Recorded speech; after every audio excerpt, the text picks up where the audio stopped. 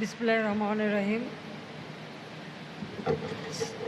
শ্রীলঙ্কার মাননীয় প্রধানমন্ত্রী মাহিন্দা রাজাপাকসে, সহকর্মীবৃন্দ, কূটনৈতিক বৃন্দ, আমন্ত্রিত অতিথিবৃন্দ, সমবেত সুধীমণ্ডলী, আসসালামু আলাইকুম, শুভ অপরাহ্ন। আপনাদের সকলকে জানাই আন্তরিক শুভেচ্ছা। মুজিব চিরন্তন এই প্রতিপাদ্য সামনে রেখে 17ই মার্চ থেকে 26শে মার্চ পর্যন্ত জাতির পিতার জন্মশতবার্ষিকী এবং স্বাধীনতার সুবর্ণ জয়ন্তী 10 দিনব্যাপী অনুষ্ঠানমালার আজ তৃতীয় দিন। আজকের অনুষ্ঠানে বন্ধুপ্রতিম শ্রীলঙ্কার মাননীয় প্রধানমন্ত্রী মাহিন্দা রাজাপাকসে আমাদের মধ্যে সম্মানিত অতিথি হিসেবে উপস্থিত হয়েছেন। আমাদের এই অনুষ্ঠানকে তিনি মহিমান্বিত করেছেন। শ্রীলঙ্কা আমাদের ঘনিষ্ঠ বন্ধু দেশ। বাংলাদেশ এবং শ্রীলঙ্কা বিভিন্ন আঞ্চলিক এবং আন্তর্জাতিক ইস্যুতে একই ধরনের মনোভাব পোষণ করে এবং আমরা পরস্পরকে সমর্থন ও সহযোগিতা দিয়ে থাকি।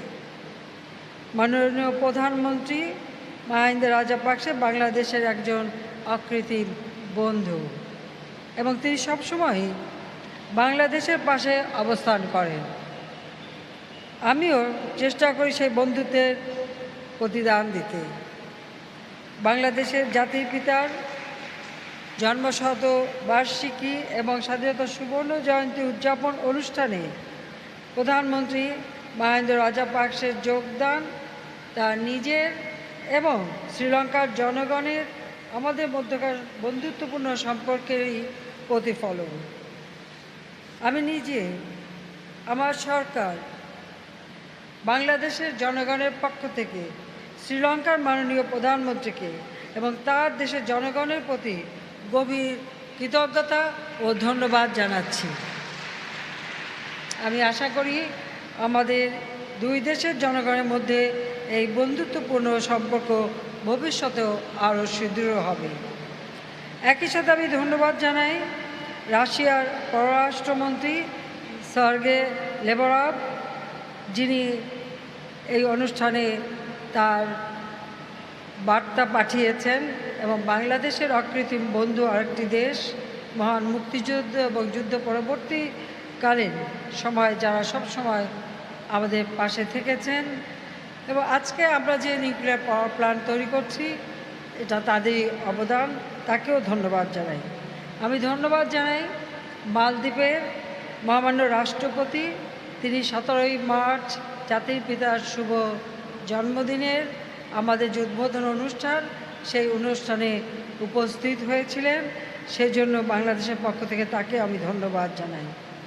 আমি আরও ধন্যবাদ জানাই এই অনুষ্ঠান উপলক্ষে চীনের মহামান্য রাষ্ট্রপতি জিন সিপিং, কানাডার মাননীয় প্রধানমন্ত্রী জাস্টিন ট্রুডো, জাপানের মাননীয় প্রধানমন্ত্রী ইয়োশিহিদে সুগা আমাদের এবং কম্বোডিয়ার প্রধানমন্ত্রী হুন সেন, তারা আমাদের এই অনুষ্ঠানে যে বার্তা পাঠিয়েছেন তার জন্য সকলকে আমি বাংলাদেশের জনগণের পক্ষ থেকে, আমার সরকারের পক্ষ থেকে এবং ব্যক্তিগতভাবে আমার পক্ষ থেকে আন্তরিক ধন্যবাদ জানাচ্ছি। তাদের এই বক্তব্য আমাদের এই অনুষ্ঠানকে আরও প্রাণবন্ত করেছে, মহিমান্বিত করেছে এবং বাংলাদেশের পররাষ্ট্রনীতি জাতির পিতা বঙ্গবন্ধু শেখ মুজিবুর রহমান আমাদের যা দিয়ে গিয়েছিলেন যে সকলের সাথে বন্ধুত্ব, কারোর সাথে বরিতা নয়, সেই বন্ধুত্বেরই আমি মনে করি একটা দৃষ্টান্ত স্থাপন হয়েছে। সুধীমণ্ডলী, আমি গভীর শ্রদ্ধার সাথে স্মরণ করছি জাতির পিতা বঙ্গবন্ধু শেখ মুজিবুর রহমানকে। শ্রদ্ধা জানাই জাতীয় চাঁদেতার প্রতি, 30 লক্ষ শহীদের প্রতি, 2 লক্ষ মা বন্ধুর প্রতি সশ্রদ্ধ সালাম জানাই আমাদের মুক্তিযোদ্ধাদের এবং মহান মুক্তিযুদ্ধে যারা সহযোগিতা করেছেন তাদের। ও দেশে বিদেশে যারাই আমাদের পাশে ছিলেন, আমাদের মুক্তিযুদ্ধে সহযোগিতা করছেন, তাদের সকলকে আমাদের আন্তরিক ধন্যবাদ আমি জানাচ্ছি। আজকে বারবার মনে পড়ে আমার বাবার কথা, মায়ের কথা, ভাইদের কথা। আমি গভীর বেদনার সঙ্গে স্মরণ করি 15ই আগস্ট বাংলাদেশের জন্য একটি অত্যন্ত দুঃখের একটি দিন। শুধু বাংলাদেশের রাষ্ট্রপতি জাতিপিতা বঙ্গবন্ধু শেখ মুজিবকে সেদিন হত্যা করা হয়নি, ঘাতকের নির্মম বুলেট কেড়ে নেয় আমার মা বেগম ফজিলাতুন্নেসা মুজিবকে। আমার ছোট ভাই মুক্তিযোদ্ধা ক্যাপ্টেন শেখ কামাল তার নবপরিণীত বধূ সুলতানা কামালকে, আমার আরেক ছোট ভাই লেফটেন্যান্ট শেখ জামাল মুক্তিযোদ্ধা তার নবপরিণীতা স্ত্রী পারভিন রোজি, আমার 10 বছর ছোট্ট ভাইটি রাসেল, তাকেও নির্মমভাবে হত্যা করে। এবং এভাবে আমাদের পরিবারে আমার মেজ ফুপুর বাড়ি, সেজ ফুপুর বাড়ি, ছোটো ফুপুর বাড়ি আক্রমণ করে প্রতিটি পরিবারের সদস্যদের নির্মমভাবে ওই দিন হত্যা করা হয়েছিল অথবা ঘাতকের বুলেটে আহত ছিল। যারা তখন শাহাদাত বরণ করেন, আমি তাদেরকে শ্রদ্ধার সাথে স্মরণ করছি। আমার পিতা, জাতির পিতা বঙ্গবন্ধু শেখ মুজিবুর রহমান বাংলাদেশের রাষ্ট্রপতি, তার মিলিটারি সেক্রেটারি ব্রিগেডিয়ার জামিল ছুটে এসেছিলেন, ঘাতকের দল তাকেও হত্যা করেছিল। পুলিশে কর্মরত এএসপি হাসিবুর রহমান, ঘাতকরা যখন সিঁধে উঠতে চায় সে বাধা দিয়েছিল, তাকেও নির্মমভাবে হত্যা করে। সেই দিনের গোলার আঘাতে মোহাম্মদপুরে কয়েকটি পরিবারও সেই দিন আঘাতপ্রাপ্ত হয় এবং সেখানে অনেক সদস্য নির্মমভাবে মৃত্যুবরণ করে। তাদের সবাইকে আজকে দিয়ে আমি স্মরণ করছি। আমার একমাত্র চাচা, তিনি মুক্তিযোদ্ধা ছিলেন, পঙ্গু ছিলেন, ঘাতকের দল তাকেও হত্যা করে। এই হত্যার মধ্য দিয়ে বাংলাদেশের মানুষ মূলত তাদের অধিকার যেমন হারিয়েছিল, আর যারা ক্ষমতা দখল করেছিল তারা বাংলাদেশের মহান মুক্তি সংগ্রাম এবং স্বাধীনতার ইতিহাস থেকে জাতির পিতা বঙ্গবন্ধুর নাম চিরতরে মুছে ফেলার প্রচেষ্টা চালিয়েছিল। কিন্তু সত্যকে কখনো কেউ মুছে ফেলতে পারে না। আজকে দিনে সেটাই প্রমাণিত সত্য। আজকে মার্চ মাস আমাদের দেশের জন্য, আমাদের জাতির জন্য, জাতীয় ইতিহাসের জন্য একটি অনন্য মাস। 1948 সালে মাতৃভাষা বাংলাকে রাষ্ট্রভাষার মর্যাদা প্রতিষ্ঠার যে আন্দোলন শুরু, বঙ্গবন্ধু শেখ মুজিব ঢাকা বিশ্ববিদ্যালয়ের আইন বিভাগের ছাত্র, তিনি এই সংগ্রাম সূত্রপাত করেছিলেন এবং 11ই মার্চ ভাষা আন্দোলন শুরু হয়েছিল।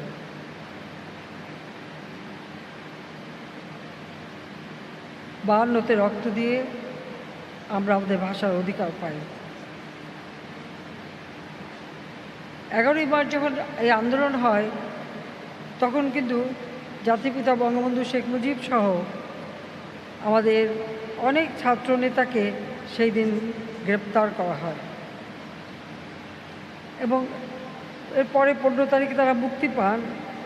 কিন্তু সেই মুক্তি পাওয়ার পরপরই আন্দোলন কিন্তু থেমে যায়নি, সে আন্দোলন অব্যাহত থাকে এবং এই আন্দোলনের পথ বেয়েই আমরা এগিয়ে যাই।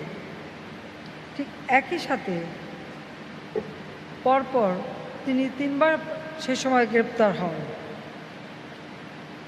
অর্থাৎ যখনই বাঙালির কথা বলার চেষ্টা করেছেন, যখনই বাংলাদেশের মানুষের অধিকার প্রতিষ্ঠার কথা বলেছেন, তখনই তার উপর নেমে এসেছে চরম আঘাত।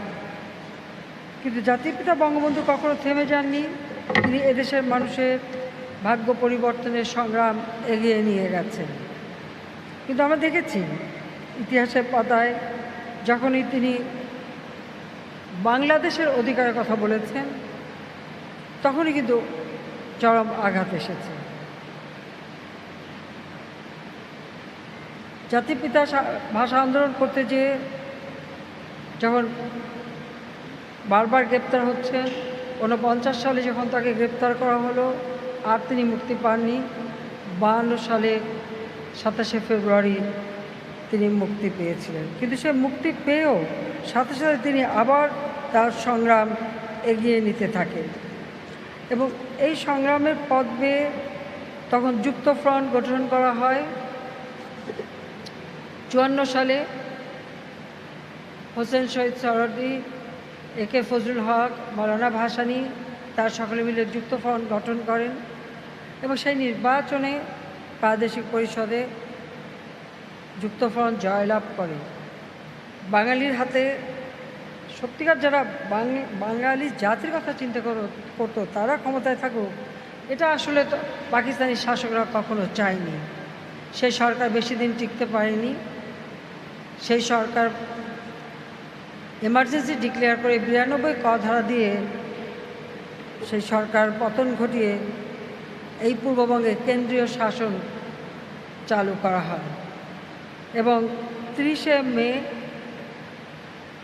1954 সালে সরকার ভেঙে দেয় এবং তখন বঙ্গবন্ধু শেখ মুজিব সহ সকলে আবার বন্দী হয়, তাদেরকে গ্রেপ্তার করা হয়। 18 ডিসেম্বর 54 সালে মুক্তি পান। এরপর আওয়ামী লীগ 56 সালে সরকার গঠন করে। আওয়ামী লীগ সরকার গঠন করেই কিন্তু সবসময় এই অঞ্চলে উন্নয়নের জন্য কাজ করে। দুর্ভাগ্য হলো যে সেই সরকারও বেশি দিন টিকতে পারল না। 58 সালে মার্শাল ল জারি হল। মার্শাল ল জারি হওয়ার পর বঙ্গবন্ধু শেখ মুজিব আবার গ্রেপ্তার হলেন। 7 অক্টোবর 1958 সালে মার্শাল ল জারি হয়। 11 অক্টোবর বঙ্গবন্ধুকে বাড়ি থেকে তুলে নিয়ে যায় এবং তাকে 12 অক্টোবর গ্রেপ্তার করে। ভাষা আন্দোলনের পথ বেয়ে যে যাত্রা শুরু, সেই থেকেই ধাপে ধাপে কিন্তু আমাদের স্বাধীনতা এবং স্বাধিকার আদায়ের আন্দোলন। কিন্তু বঙ্গবন্ধু শেখ মুজিবকে যে বারবার গ্রেপ্তার করা হয়, কিন্তু তাতে কিন্তু তিনি কখনো দমে যাননি। তিনি কিন্তু তার সংগ্রাম চালিয়ে গেছেন, একটি জাতিকে স্বাধীনতার চেতনায় উদ্বুদ্ধ করেছেন এবং এই সংগ্রামের পথ বেয়েই কিন্তু আমরা আমাদের স্বাধীনতা অর্জন করি।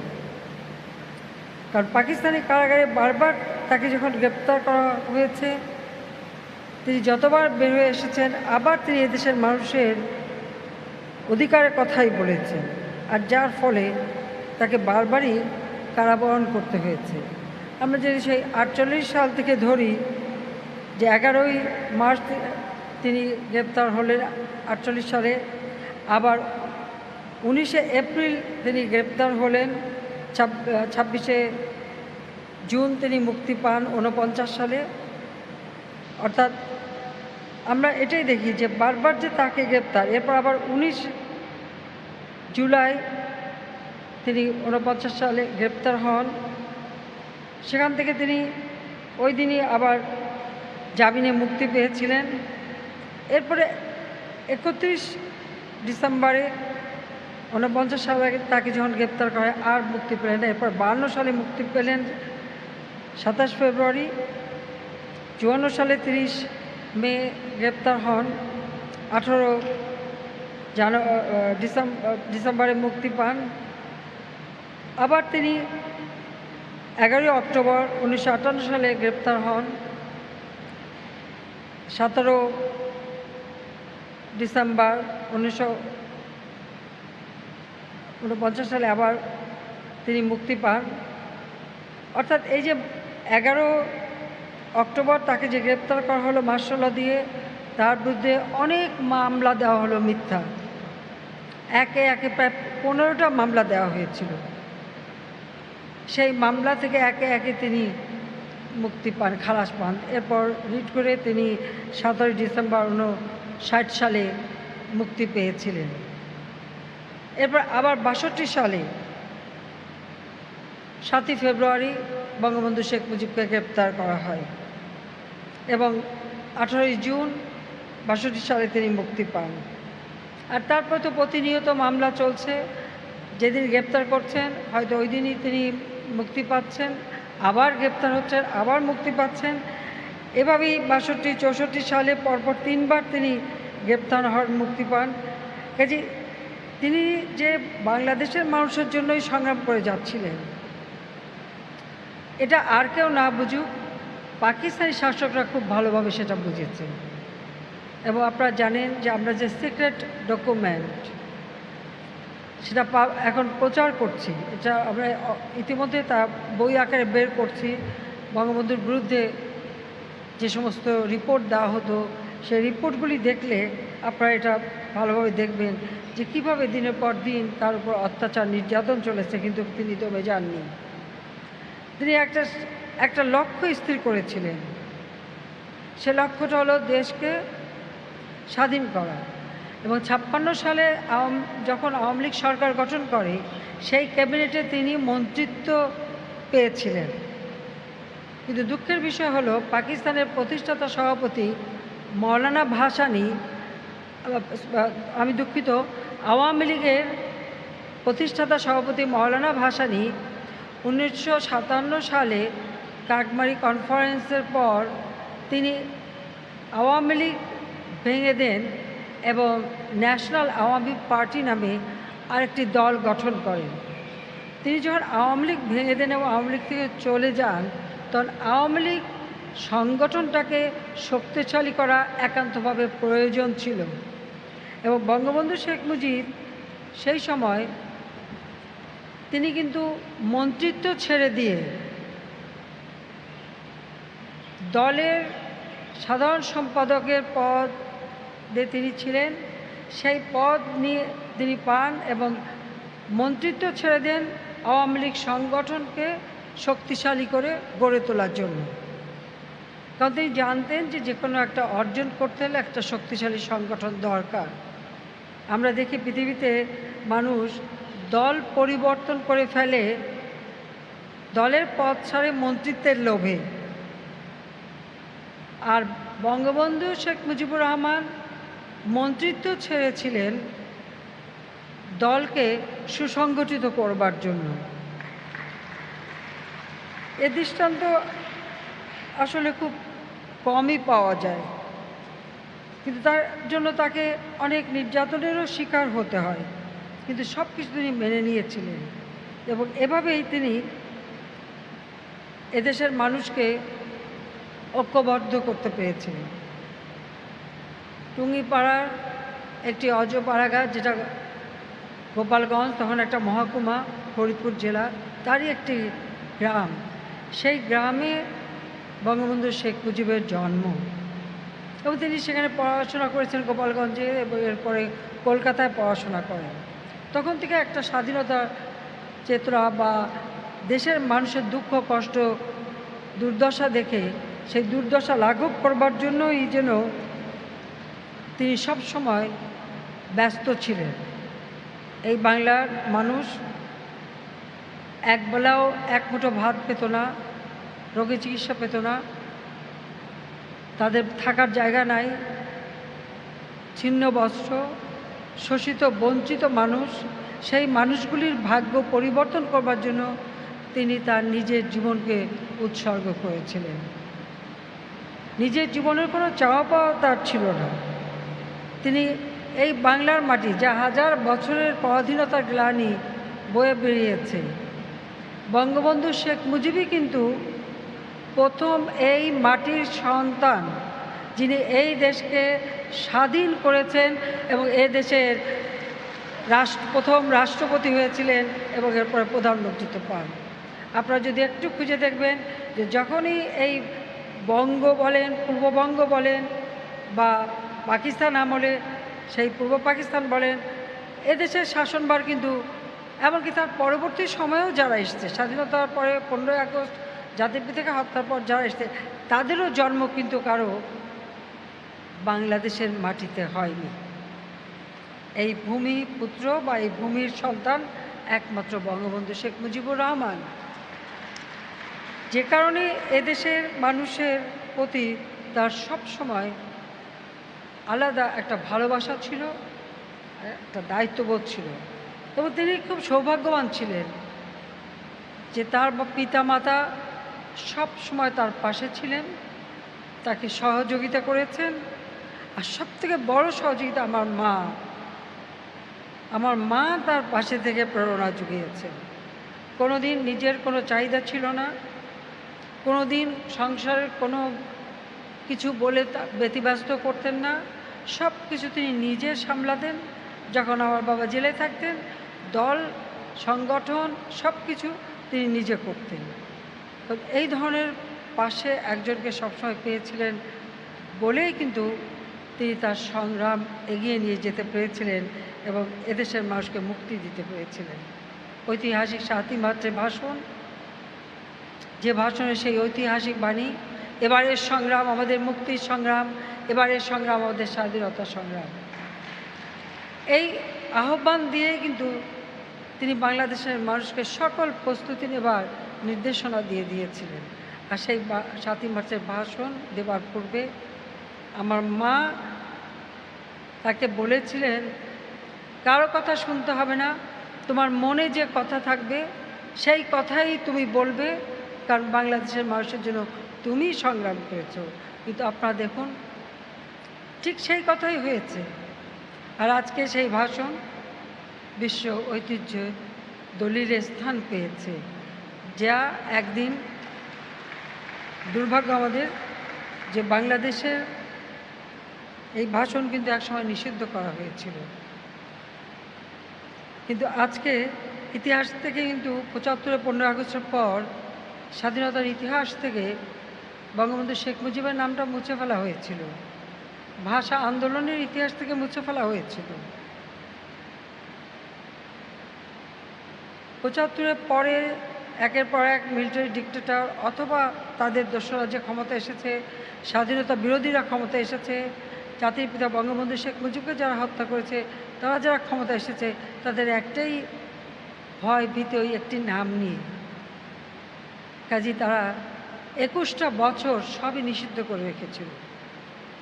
কিন্তু যে সংগঠন জাতির পিতা গড়ে তুলেছিলেন, এই সংগঠন আওয়ামী লীগ কিন্তু সেই আদর্শ নিয়েই চলেছে এবং সংগ্রামের পথ বেয়ে আমরা কিন্তু বাংলাদেশে ২১ বছর পর সরকার গঠন করে এদেশের মানুষের সেবা করার সুযোগ পেয়েছি। যে বাংলাদেশ একসময় বিশ্বের কাছে বলতে গেলে হাত পেতে চলত, স্বাধীনতার পর জাতির পিতা যে বাংলাদেশকে যুদ্ধবিধ্বস্ত দেশ গড়ে তুলে বাংলাদেশকে যেখানে স্বল্পোন্নত দেশে রেখে গিয়েছিলেন এবং অনেক স্বপ্ন ছিল বাংলাদেশকে নিয়ে, যে ক্ষুধামুক্ত, দারিদ্র্যমুক্ত, উন্নত সমৃদ্ধ বাংলাদেশ তিনি গড়বেন। কিন্তু সে স্বপ্ন তো অধুরা ছিল। 15ই আগস্ট তাকে হত্যা করে সেই স্বপ্ন আর বাস্তবায়ন করতে দেয়নি। বাংলাদেশের মানুষের প্রতি আমার কৃতজ্ঞতা জানাই এবং আমার সংগঠন বা মুজিব আদর্শের যারা, তাদের সবাইকে আমার কৃতজ্ঞতা জানাই এই জন্য যে সকলের সমর্থন নিয়ে আমরা সরকার গঠন করে আজকের বাংলাদেশ উন্নয়নশীল দেশ হিসেবে আমরা উন্নীত হতে পেরেছি। কাজে এই বাংলাদেশে আজ জাতির পিতার জন্মশতবার্ষিকী এবং স্বাধীনতার সুবর্ণ জয়ন্তী আমরা সরকার থেকে উদযাপন করার সুযোগটা পেয়েছি। বাংলাদেশের মানুষের ভোটে নির্বাচিত হয়েছিলাম বলে তাদের প্রতি আমাদের কৃতজ্ঞতা জানাচ্ছি। সেই সাথে এই অনুষ্ঠানে যারা যোগ দিয়ে অনুষ্ঠানকে মহিমান্বিত করেছেন, তাদের সবাইকে আমরা আন্তরিক ধন্যবাদ জানাচ্ছি। আমাদের অনুষ্ঠান আমাদের সুবর্ণ জয়ন্তী 26শে মার্চ পর্যন্ত চলবে। আমরা চাই বাংলাদেশ বিশ্বের বুকে জাতির পিতার স্বপ্নে ক্ষুধামুক্ত, দারিদ্র্যমুক্ত, উন্নত সমৃদ্ধ সোনার বাংলা হিসেবে গড়ে উঠুক। বাংলাদেশের একটি মানুষও ক্ষুধার্ত থাকবে না, গৃহহীন থাকবে না, প্রতিটি মানুষের ঘরে আমরা আলো জ্বালব। শিক্ষা, স্বাস্থ্য, কর্মসংস্থান, সব দিক থেকে আমাদের দেশের মানুষ যেন উন্নত সমৃদ্ধ জীবন পায়, যেটা জাতির পিতার স্বপ্ন ছিল। জাতি সবসময় বলতেন তার জীবনের স্বপ্ন এই দেশের মানুষ উন্নত জীবন পাবে, ক্ষুধা দারিদ্র্য থেকে মুক্তি পাবে। আসুন আমরা জাতির পিতার এই 101 জন্মদিন আর স্বাধীনতার সুবর্ণ জয়ন্তী আমরা সেই প্রতিজ্ঞাই নেই যে জাতির পিতা যে স্বপ্ন রেখে গেছেন সেই স্বপ্ন আমরা বাস্তবায়ন করব। বাংলাদেশ হবে ক্ষুধামুক্ত, দারিদ্র্যমুক্ত, উন্নত, সমৃদ্ধ, অসাম্প্রদায়িক চেতনায় সোনার বাংলাদেশ, যে বাংলাদেশ জাতির পিতার স্বপ্ন বাস্তবায়ন করবে, দুঃখী মানুষের মুখে হাসি ফোটাবে। আমি আবারও সকলকে আন্তরিক ধন্যবাদ জানাই এবং এই অনুষ্ঠানে আয়োজন যারা করেছেন তাদেরকেও আমার আন্তরিক ধন্যবাদ এবং যারা উপস্থিত রয়েছেন সবাইকে ধন্যবাদ। এবং আবারও আমি শ্রীলঙ্কার মাননীয় প্রধানমন্ত্রী রাজা মহেন্দ্র রাজাপাকসেকে আন্তরিক ধন্যবাদ জানাচ্ছি আমাদের এই অনুষ্ঠানে এসে তিনি এই অনুষ্ঠানকে মহিমান্বিত করেছেন। খোদা হাফেজ। জয় বাংলা, জয় বঙ্গবন্ধু, বাংলাদেশ জয় জয়।